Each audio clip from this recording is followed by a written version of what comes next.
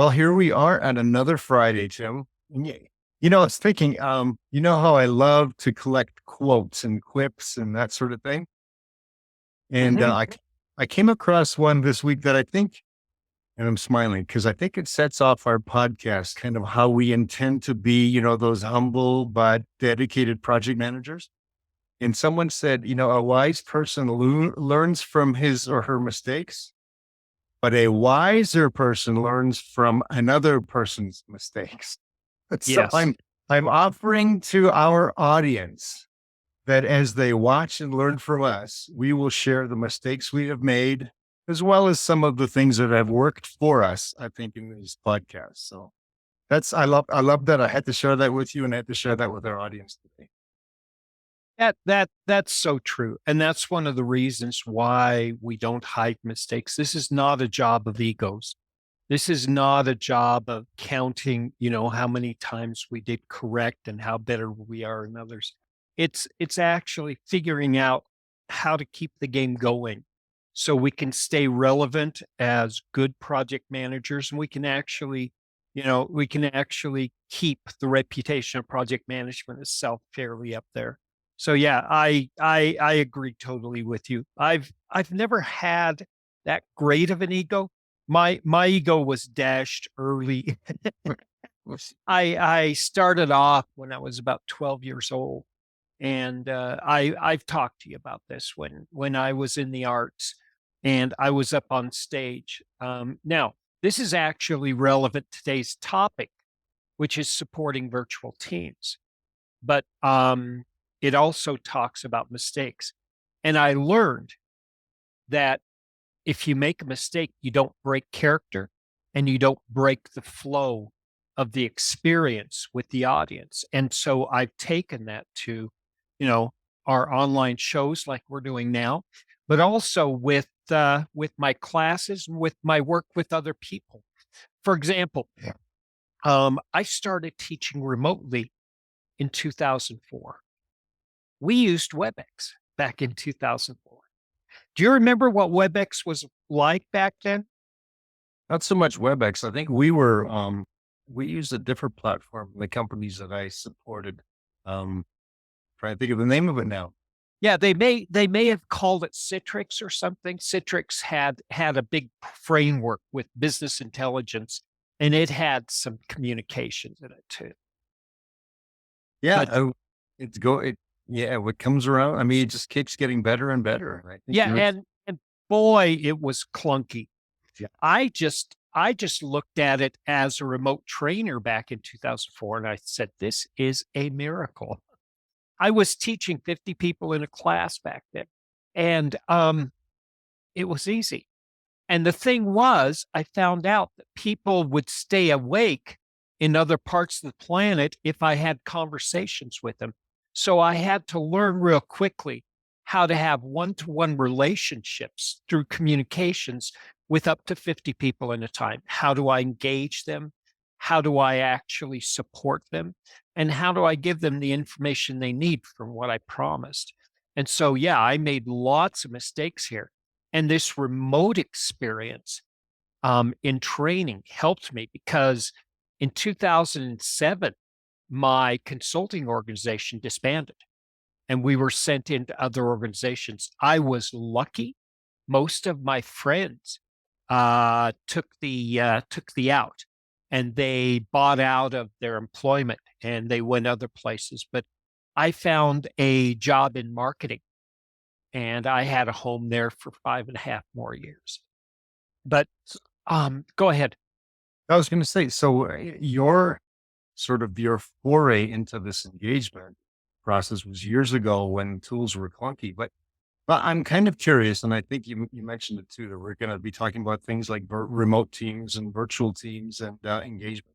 Let me ask you this, because I think employee engagement or worker engagement is the same, whether I'm working remote or whether I'm working in office. When I say the same, I mean the needs are the same. Let's start perhaps with a definition of what is engagement, worker engagement, employee engagement. Do you have a good definition for that? I have a one word involvement. Okay. They're contributing. You see them interacting, you see them sharing information, you see them doing work that actually contributes to the group Yeah, results. I have a similar, very similar definition to that, but I also want to include sort of the emotional component because I think what you just described also involves the workers who are emotionally committed to what it is that they're engaged in, to their daily work life and that sort of thing. So, if you'll permit me, I'd like to also include that as part of our definition. Please do. Please So, do. Actually, I'm totally in alignment with you because what you're talking about is again servant leadership. It's you creating an environment so that these people can remain accountable and responsible. It makes it easy for people to get their work done without permission. Makes it easy for people to care, and that's your emotion, about the results. so if you'll permit me, I cheated a little bit trying to get ready for today's podcast because I knew the subject matter. So I thought I'd do a little bit of pre work. Huh? And here's what I liked. I came up with, and I don't even remember where I got this, but it was sort of a series of synonyms that explored or exploded what we might say is employee or worker engagement. Listen to these, see if these don't fit exactly what we want to talk about for the rest of today's podcast. Enthusiasm, commitment, positive contribution. This one was interesting. Psychological investment, optimistic, team oriented, going above and beyond, solution oriented, selfless, passion for learning, passing along credit and accepting blame. Yeah, that provides a really good context for what we consider as engagement. Basically, you're like you said, you're functionally involved, you're getting the work done, but also you're psychologically and emotionally involved too. You care about the work and no one has to tell you what to do. Well, and based on what I just read, wouldn't it be great to have a team of all of those kinds of individuals? Would you not be invincible? Oh, yeah. And again, I've been a member of about 4 of such teams across 150 projects in my life about, and I've led about 3 or 4 of those teams. And yeah, we were invincible. It was amazing. It was. You get this experience and you sort of quote unquote get it. Why this whole focus on teams. Now, there's another question I'd like to ask you. What do we need to give our teams engagement? What do we need to provide them so that they have an easy opportunity to become and remain engaged? Are you talking about tools or techniques or attitudes or Both, both. well, Let's just paint a wall with random colors. I'm thinking tools and techniques, but let's add those attributes as well. yeah, so one of the things in terms of my experience anyway, what I've seen, by the way, let me go back one second to the previous discussion we were having. And that is one more. And I find maybe it's because of the way I was reared by my parents and my grandparents, but there's that sense of responsibility. And so I felt engaged in every project that I was ever on, even for those organizations that as they grew, they began to sort of lose touch with their employees. And so even though I felt no loyalty coming back from my employer, I still felt engaged. And I think that's also part of perhaps that personal responsibility and commitment to the job. So if I can do that one extra Well, little, yeah, and there's a reason for that too. These what we call quote unquote soft skills, yeah. these pieces of character and these pieces of behavior, um, we don't influence and motivate. We don't speak to the work. We measure the work. We don't speak to the team. We speak to the individuals, Yeah. which is really interesting. We don't motivate groups of people, we motivate individuals. It's sort of like what they talk about when you're winning a large group of people by their mindset and attitude. You don't speak to the logic or the emotions, you speak to the hearts and the minds, and that's the individuals. Yeah. So going back to the question you just raised before I took us off on that other track, I think that one of the first things that I am learning to do, even as I'm engaged right now, is to perhaps combat a little bit the erosion of employee engagement that has been created because of the last 2 years of much more remoteness. And it's not the fact in my mind that the remoteness is the issue. It's how management is not prepared to engage their employees 100% as a result of the remoteness. So I think there's a little bit of combating that erosion that occurred with the texts and the Zooms and the sort of thing that just kind of left the employees out there to themselves, except for when we got on a Zoom call or that sort of thing. So that, to me, that's number one. I don't know what you think about that. Yeah, I was looking into this way before COVID. And there was a book that came out a few years ago called It's the Manager, right? I've talked about it on this show quite a bit. It still influences my opinion. I come back to it for data analysis. The data points, I've spoken on this, are 70% of what drives influence are under the control of the manager. 30% of what drives engagement comes from the workers themselves. Okay, that's number one. Yeah. Number two, the Gallup research from 2017, no 2050 through 2019. They said, here are the basic tools: role clarity, clarity in roles and responsibilities. Yeah. Having an opportunity to do what you do best. We love working within the area of strengths. Opportunities to develop. Give people an opportunity to grow and gain respect through that growth. A strong co-worker relationship. Don't have every people isolated. And I'm not talking about physical isolation. I'm talking about psychological, emotional, and intellectual isolation. Yeah. And then finally, a common mission and purpose. That's what Gallup said is, you put those in place and you have the manager, just give the team buckets and buckets and buckets of this. They'll do work better than you than you can expect. That's where the engagement comes from. Well, and as you were speaking, I was thinking that really there's two aspects. I, as a project manager, am responsible, and I like that statistic. 70% falls on me. So, and when I say two aspects, I think there's the manager. In our case, we talk about IT projects. That would be the project manager or team lead.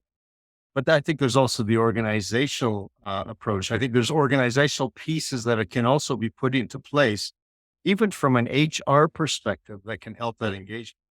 But I like what you were saying. I think from management drivers themselves, the one thing that I didn't hear come out crystal clear, or maybe I wasn't paying attention in that Gallup research, was the fact that for me as a direct line manager, supervisor, leader, whatever you want to call me, there is that need to have a direct, positive relationship with each single person. You did mention the individual.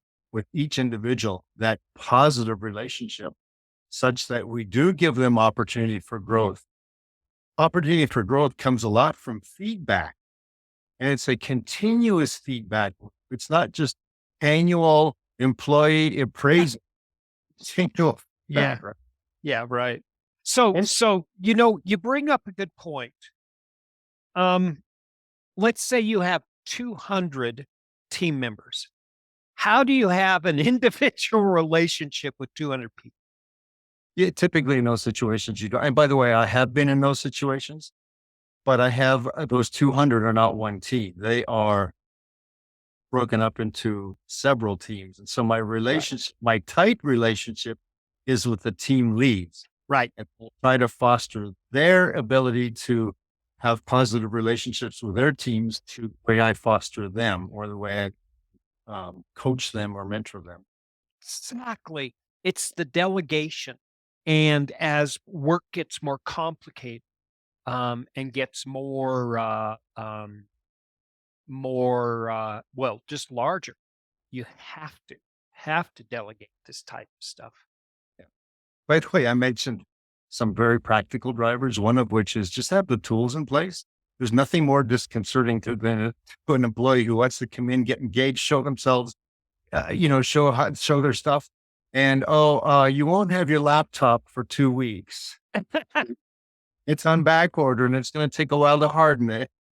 Nothing. We have to have everything in place for them to do their job and do it effectively. Right. We are the obstacle. And this Yes. is another evidence that if the project fails, it's our fault. But I So think so go ahead. Go ahead. I was going to say also that's me as a project manager, but what about the organization? That brings these, whether it's a project itself, I might bring in consultants or I might bring in employees or whatever it is. But I think organizationally, we can also foster those um, positive tools, positive engagement policies. For example, if the leadership, the highest people in the organizations are committed to making this a great place to work, employees will feel like they can become engaged. If the leaders are setting the right course and it's easy to follow that right course, then it's much more easy to be engaged. Believing that the organization will be successful because of the kinds of confidence leadership inspires. These are also the kinds of things that can lead to very strong positive engagement. You know what? I think this is going to become more and more of a common thread in our conversations. What we're talking about is not just project management. It's basically how people work as groups. And wherever you find a group, so you can actually leverage this knowledge. And we're going to see business management and project management following the same characteristics and being able to take care of, utilize the same tools. Now, what you're talking about as an example is great. Do you remember between 2001 and 2009 when Agile was just starting to take off? No, we were still, the companies or organizations I worked for or consulted to were still very much devoted to their waterfall methods, their predictive methods. So no, I don't remember that, Tim. Sorry. Okay, so here we were, and we were working with 60 to 80 different clients, and a lot of them were asking us about Agile and how do I adapt. So a lot of us, well, not a lot of us, out of 300, about 7 or 8 of us were tasked with how do you adopt Agile. And back in 2001 to 2003, they didn't see anything. So basically, it failed because we learned back about 2009, 2010. We learned that it has to be a top-down initiative with bottom-up engagement. It had to have both those factors in place. You had to have the leadership with the strategy and the motivation influence. And you had to have the management, the frontline management with the tactics and the knowledge and the application. And they had to work in tandem. And that's why Agile failed in its early development. And that's why project management offices too failed, because you didn't have that tight alignment. Yeah, that makes a lot of sense.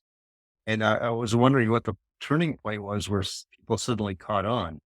NASA, there's a great set of white papers. If you go over to PMI, you can go into their archives, and NASA is totally open about their failure of the adoption of the project management office.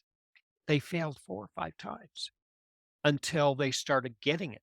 And what the directors and what the executives finally decided was they find the little pools who are creating their own informal PMOs, and they feed them and give them support and give them funding to investment and set aside a little bit of headcount to formalize it. And that's what really made it work. Now, we're going far afield from remote working. Yeah. But I have a feeling everything we're talking about comes back into remote working itself. Well, when we're talking about engagement, I think I opened up with this, is that I don't think it matters whether you're remote work or whether you're on site. You have to put those tools and processes and attitudinal issues in place to be able to bring that engagement, to foster that engagement. So Because I came up with the same conclusion, and I have a theory. It's not that what we're giving our employees that makes it, remote or face to face. I think it's the limitation of the tools themselves that differentiate how we engage our remote workers and how we engage our office workers. I think that drives the differentiation. I think it does because I was reading this week, for example, Basecamp. Basecamp is a company that deals with communication processes, right? And yet they are anti-Zoom, or I guess I shouldn't say anti-Zoom, but anti-remote, and they're anti some of the other communication tools because what they're finding is that those tools are more interruptive in people's daily schedules than if they sort of judiciously use them. And that's where I came to the same conclusion you did. It's not that the tools are inadequate, it's our use of the tools and the fact that we were not prepared for the pandemic and the remote work, not because we couldn't handle it technologically, because we obviously did. We couldn't handle it from a relationship and a one-on-one perspective. And so you got to get the relationship and the engagement down, Right. whether they're remote or face to face, and then you look at the limitation of the tools. And to their credit, I support Basecamp to a great extent. However, I believe that it's a necessity. It's not a nice to have remote workers anymore. Right. What we find out, PMI did their research, and in their training of project managers, they say a tool decision is secondary to an engagement decision. You plan the engagement and then you plan the appropriate tools. And second of all, the tools will be transparent. If people are spending more time on the tools, they're spending less time on the work. And That's true. finally, it's not my preference of tools. Of course, we're going to have corporate policy that will drive these are the tools you can and can't use, and you're going to have to stay within those boundaries. However, if I find my team preferring a bunch of tools, if it does the work, if it helps them engage, that's all I care about. Yeah. I don't care what the tools are. What about what types of tools or what types of information do we need to share while we're doing that? How do we go about selecting these type of tools? Well, I think the example I just gave came as a result of me reading and researching. So if my organization that I'm leading fits something along the lines of, say, what the Basecamp example did, then I would learn from my research of how Basecamp decided that it would employ these tactics and tools. They didn't throw away the technology. They maintained a remote workforce, but they employed it in such a way that it made more sense for their organization. Take that, what's been in the news lately, and is Tesla, where Elon Musk has required the administrative and management staff to come into the office. Why did he do that? Because from his perspective, he required them as a result of how his company operated to work that way. So I think again, we can research the sort of the range of what's out there and apply what makes sense to our organization. I think that's one technique that we can use is research what others are doing. Why not learn from the best? Yep. There are 4 categories that we do need. And whether they're in the office or remote, we're going to have 4 different categories that help our employees engage. Number 1, calendars. Ah, a, yes. a Yep. central and standard calendar that everybody uses, centralized storage. We have to have some type of document management system or a project management information system. Number two, we have to have synchronous and asynchronous communication, which means forums, asynchronous, where I can drop a question and somebody comes back. I don't have to wait to talk to them. And then synchronous, where we can chat back and forth and back and forth. And then some tool for remote face-to-face interchange. If we're going to have to work remotely, we can't just go on a telephone. It's it's great, but you don't get all the body language on Zoom or WebEx, but you get at least 30% of it. And you get some sense of humanity. You're talking to a human being. You're not talking to the internet. It's interesting. This exactly came up this week for me in my experience. And that was, I was speaking to one of the senior managers of the organization that I am now consulting with. And I was lamenting the fact that as an old guy, I didn't say that part, but as a mature project manager who has been on site with my client, I miss the ability to walk the halls, to pop in, to have people pop into my office, to bump into people at the water cooler or the coffee spot, and just be able to engage that way. And she said to me, she says, I miss that too, but here's what I've learned. And just like you've explained, she said, I use Teams chat with my team, and that is on fire all day long. And we are maintaining our engagement, even though we're physically not present with each other. Yeah. Right. Why didn't I think of that? Yes, Right? it's wild how these things, and we see this in our social environment too, like Twitch, right? Why Hmm. would a bunch of kids watch a semi-pro video game player watch it? It's not just for picking up tips and tricks of a master player. It's engaging with the community. Just, I tell you, every time you and I talk, you just remind me of something. One of my good friends has a marketing company, internet marketing company, and he coaches people in this. And he's raised his sons in that environment. And one of his sons, who is now, I think, a senior in college, but when he was 10 or 12 years old, there was something called Club Penguin, which was apparently some sort of Disney game that was online, and kids would engage in this. Well, I don't know where he got this idea, but at the age, I think it was 10, got the idea that he could create a little blog and he would figure out a bunch of Club Penguin cheats. And then he would send these cheats out, and whoever engaged with his blog the most, he would send them little $5 Club Penguin gift cards and that sort of thing.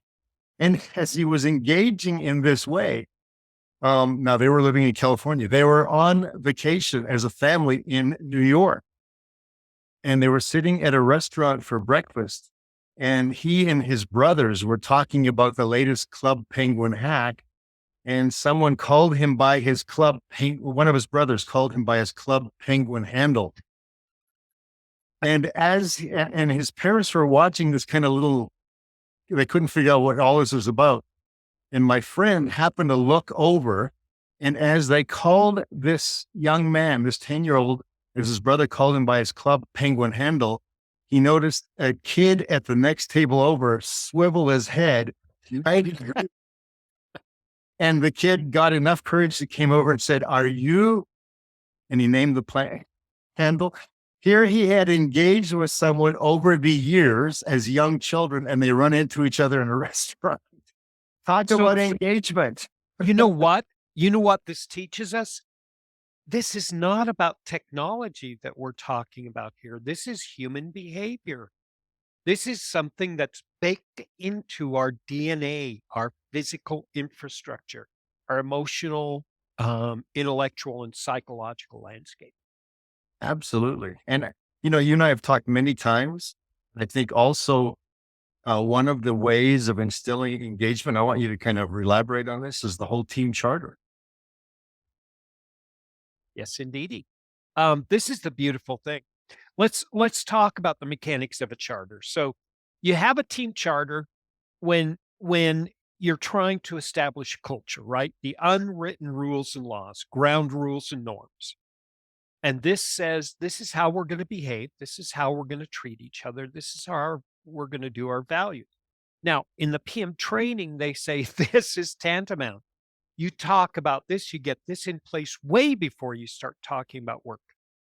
Because then when you get to the work, you have some agreed upon processes. How are we going to vote? How are we going to manage conflict? So when they come up, you're already ready to handle that as a group. It also establishes a standard understanding of human behavior, things like self-awareness and emotional intelligence, things and like I said, things like values and principles and behaviors too. It's a great training tool as well as setting an understanding of how we're going to behave. Well, and it's a great way of communicating to the workforce, to those who are engaging in this team environment. It's a great way of giving them the meaning and the value of what it means to engage. And here's the weird thing, okay? We actually when we had the team, when I was managing a team or when I was part of a team, the team charter became the defining concept of what makes our team different. And as we grew and matured and developed, number one, inside the consulting group, they started adopting similar team charter attitudes and behaviors. And inside our client, if the project lasted longer than 9 months, that culture that team charter defined actually became adopted to the people who work with us most. The stakeholders who are working with us on a daily basis just said, this is a great way to work. Why don't we do this in our own offices? Well, and I have worked with organizations where, as a result of our lessons learned, and we go back and we discover these things, we discover these things that we've been doing well. And we do, we feed those back into the tried and true practices that we emulate on future projects. So that's a great way of using that tool, lessons learned and feedback loop, to make sure that we continue these great practices. By the way, can I Top. throw in one? Can I throw in one more? Go ahead. Go ahead. We so often overlook this recognition and rewards. I think in terms of engagement. Now, I want to say a couple things. Workers who are engaged don't do it for the recognition and rewards, but for an enlightened manager who understands how to recognize and reward, even if it's not monetarily, that also boosts that engagement level. Anyway, I had to So you're using the terms recognition rewards. Can you give a little bit of context so that we both understand what the differences are, and then I'll pitch in? yeah, recognition can be, and I can speak to this easily because a lot of my consulting practice is with government and organizations where it is distinctly forbidden almost across the country to provide monetary or tangible rewards to employees.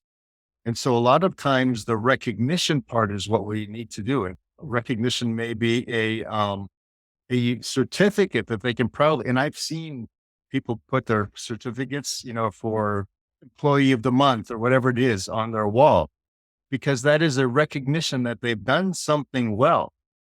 So just some way of boosting that person in the eyes of their peers and of the people they report to, even in terms of their peers on the client side, perhaps, if these are IT folks, is a way of boosting that, just kind of that calling out that you have done an incredible job. So I'm going to give you the academic difference, which is really bizarre. So when you look at a reward, have a cookie, you did well, or have a gift certificate, or take your wife out to dinner, right? Here, you did great. You made what you said you were going to do. You crossed the finish line. So you look at these things that are quantitative and they're as a result of something in the past. Yeah. recognition has to do academically. I'm not saying that this is how we use it in our working life, but recognition academically has to do with our ongoing behavior and how we participate as an individual in our work. It's like sitting down in a cafeteria and saying, we don't do this enough. How are things going? It's recognition is just that. I recognize you. I see you. You are a unique individual among an ocean of individuals. Yeah. And I see that. It's not your work was great. It's you are a unique contributing individual and worth self-respect. No, that makes a lot of sense. Going back to the example I was using on one project, this is probably my favorite example. And that is on one project working with a government organization. I found out that you could reward up to $5. Now, what can you do for $5? Not much, but we did. We had this award ceremony along with the Christmas break. And so we all got together before people sort of went their separate ways for the break. And one of the things I did was I got creative. I had 20 some people on my team. I, as the consultant to that team, was not allowed to purchase any gifts except for up to $5. So I went and creatively came up with something that would be meaningful and yet give the people an enjoyment. So, for example, we had one young woman on our project who loved to dress up in incredibly creative ways. I mean, she was always dressed to the nine, manicures beyond manicure. I mean, this person was always sort of the person a lot of people looked up to in terms of her habits of how she dressed. So one of the things I found was a $5 boa, a Oh, silly wow. little gift, but there was a little story with that $5 boa. And she so treasured that boa for the rest of the project. And it also gave the entire team a great laugh when she opened this boa because they knew of her wanting to always look, always kind of be flashy and well dressed. So just silly little things like that brought the whole team together, and it was a recognition and it was a reward and it was a foster. When they came back from their break, they were ready to charge. It's really funny. Recognition is one of the cheapest thing you can do. Yeah. I've talked with a few corporations on this, and mostly their recognition has to do with 15-minute one-on-ones. Now, number one, if it's once a week, it's once a week. If you schedule it, you schedule it. And if you do it that way, guess what? The workers who go to that say, "Oh, you're not recognizing me. You're recognizing the corporate requirement that you're going to meet with me once a week." Interesting. And so a lot of times these 15-minute, oh, let's catch a cup of coffee says, Tim didn't really have to do that. Why? What's Tim's motivation? Why does he want to do this? And so it gives you an opportunity to actually upset that opinion and actually present to them the chance that I just want to see them as an individual and learn more about them. Well, on the other side of that, what I've seen personally is in the 15 one-on-one can get rescheduled because something else came up. Oh yeah. And Mm. and again, we're talking about a calendar event. We're not talking about a person. And 15 minutes a week, we're talking about a person and a person. Yeah. And go ahead. And how do they feel when something else is more important? Right. I mean, Disengagement, yeah. disengagement. You've just broken their engagement. So let's put this back into context, okay? What does this mean for your investment with your remote workers? How are you going to assess whether your remote workers are engaged, you know, when they're scattered around the planet? What are you looking for? Oh boy, I can tell. You get the silent person with his video camera off or her video camera off. They're probably um, attempting multitasking. I say attempting because there's no such thing in my mind as Yeah. multitasking. It's a possibility. So if their video is off and if they're not engaging in the conversation, you know that they're not engaging. On the other hand, if someone is enthusiastically, and I've seen you do this 2 or 3 times now during this, leaning into the camera. If someone is leaning into the camera to say something, I know right there that they are engaged and enthusiastically so.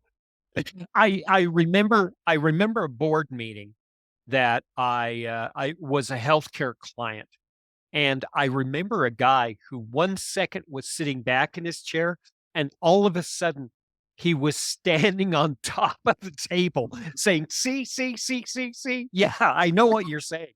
This is these physical representations of we're participating in the conversation are critical. You know, another one that that I discovered that really warms my heart when I see this is a person who has their roles and responsibilities. They have their, their blinders on as to what they need to do task wise, but that doesn't stop them. They actually go over here and they go over here, not to get in other people's business, but they see an opportunity to foster the success of the project. And so they go there without asking permission necessarily because they know they can handle it and they know they can still keep on task with their normal roles and responsibilities. If I see someone doing that, or if they go and help a fellow worker who's got an issue with a task or something, then I know that they are physically and emotionally and committedly engaged in my project. I'm developing a theory, Merv, and I'm going to explore this theory over the next few years because it's fascinating. I am under the assumption currently there are 3 metrics I have to build my analysis on. Number one, the progress of the project, the work itself. Is it moving forward or not? Number two, the health and the maturity and the growth of the team. And number three, the engagement and the contributions of the individuals. They're interrelated, and also they help me in my root cause analysis. And any one of those can actually either be a root cause or can be correlated with the issue in any part of the project.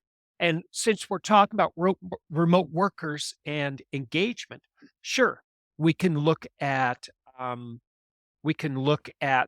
their quote unquote engagement, put metrics around that, or even their contributions, how many emails, how many conversations, and then the team level where we're saying, has the team been interacting with this person? Is the team mentioning they're not getting what they need from that person? Or is the team asking me how somebody's doing?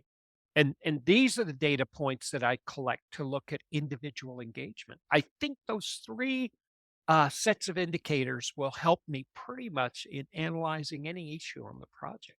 Well, and here's what's interesting, and this is what I think you and I are trying to combat in these podcasts, is that as project managers, our training has been solely on the first point.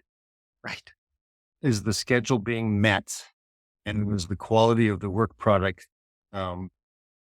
sustaining or being sustained in terms of what the client is requiring? We often don't go, and what you and I are trying to do on these podcasts is go into the other two arenas, because project management is more than just arts and charts. We've said that many times. It's more than just schedules and Gantt charts on the wall, status reports and time reporting. It is all of these other effects that we're talking about. Yeah, it's why we have to learn and we have to train in attributes, not just knowledge and skills. This we are in the work of humans. We're not in the work of corporations and business. Right. We need humans to get this work done. We need the organization of the decisions of humans to start work and end work and change work. And without those components, our projects fail. Well, and I think too that, we tend to be those middlemen as project managers, no matter how senior we are in the project management organization.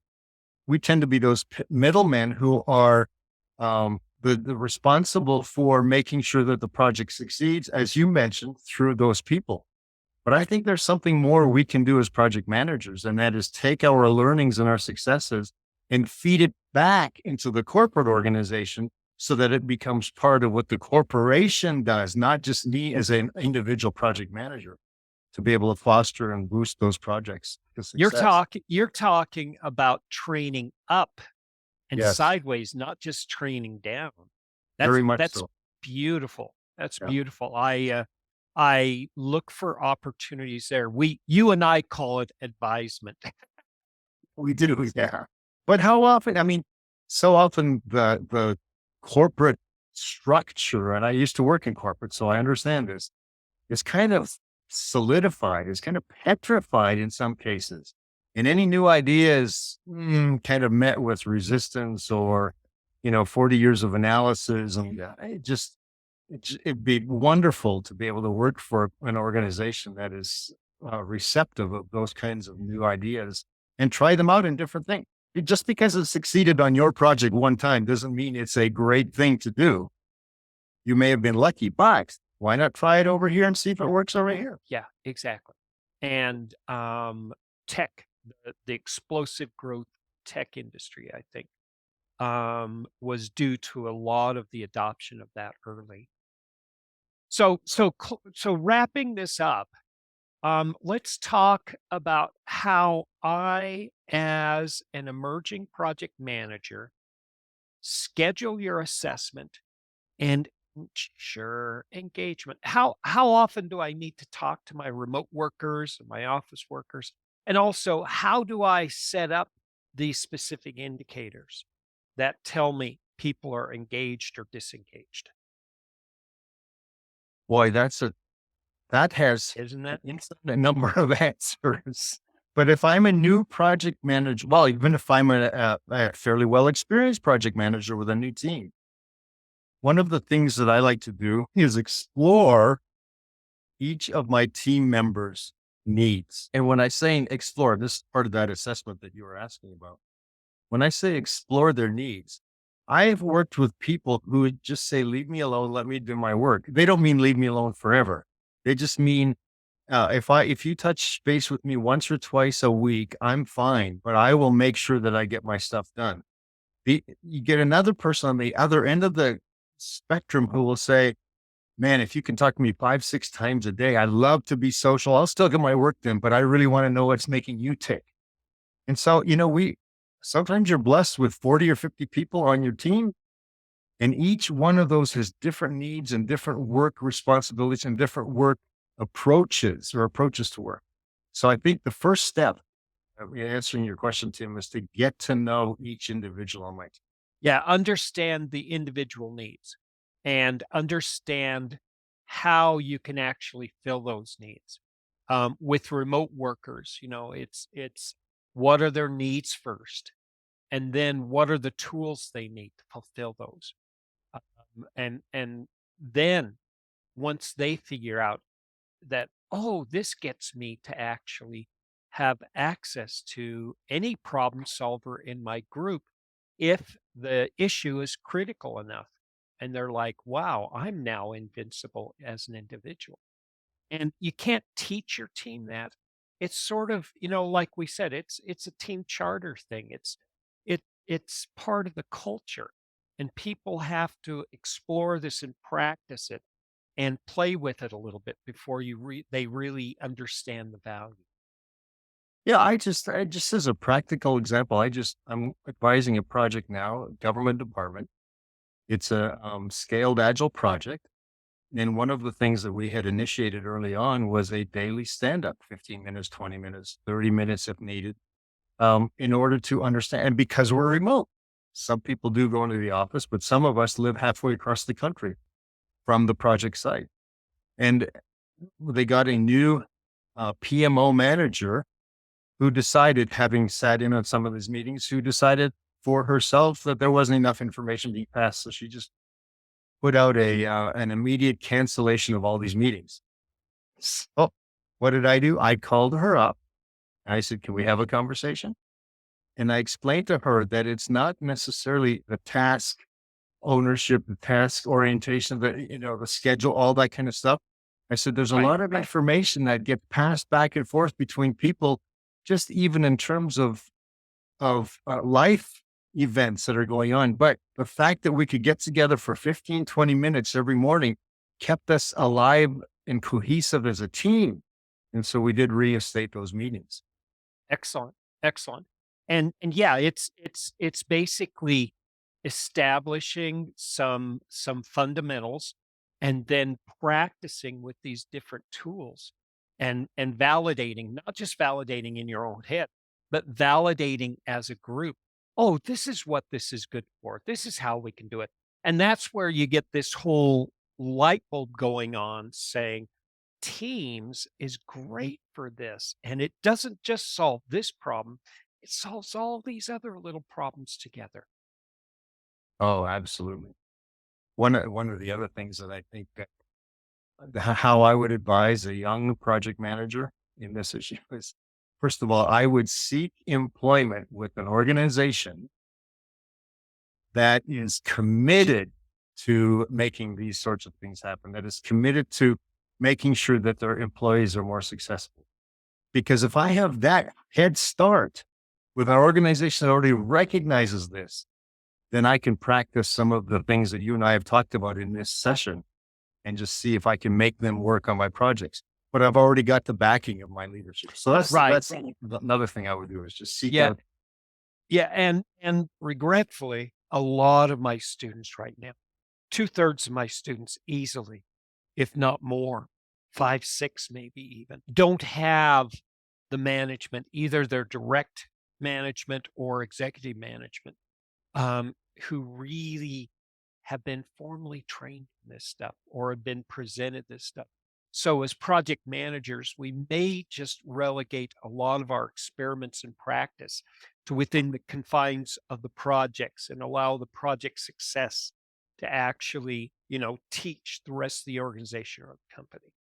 But that's a great, unfortunately for them, you're kind of starting behind the starting blocks, but it doesn't mean that you can't start the race. And like I said at the beginning of this conversation today, that's how NASA adopted PMOs. They said that's you know, the directors woke up one day and said, "Oh, that's what you mean." And so sometimes they need these points to validate and to understand value and that kind of thing. So don't be, keep it within the context of the project, practice it, refine it, and then allow it to permeate. Yeah, it's the long path, but it's the path to great success. Well, at the same time, you're mentoring your next team leader because That's right. you want someone to step in where you are so that you can move on up. And how are you going to mentor? You're going to mentor that person in these same successful practices. It's not all arts and charts. It's the kinds of things that you and I have been talking about week after week after week here. Indeed. It's about time for us to close out. So, where can we reach you this next week? Just LinkedIn is just the apps, my absolute favorite. I'm on LinkedIn probably every single day. I must have had one of your students ask me a couple questions to help them with their master's thesis on questions about project management. So Yes, yes.